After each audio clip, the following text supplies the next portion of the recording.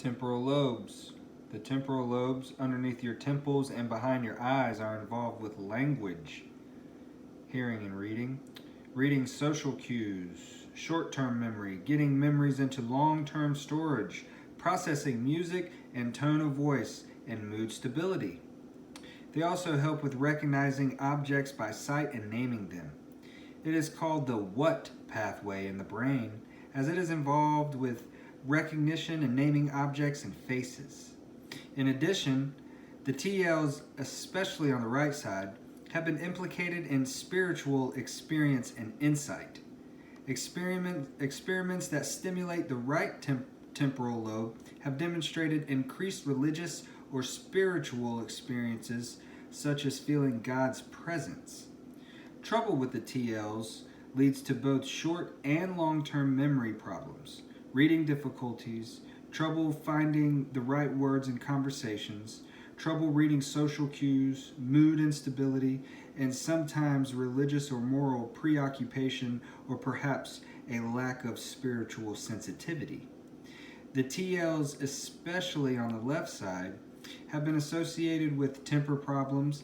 Abnormal higher lobe activity in this part of the brain is often due to a deficiency in the neurotransmitter GABA, and balancing it through supplements or medications is often helpful.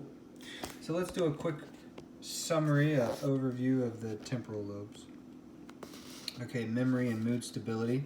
The functions: understanding and use of language, memory, retrieval of words, reading, recognize words and objects, emotional stability, reading faces and social cues, rhythm, temper control, and spiritual experience.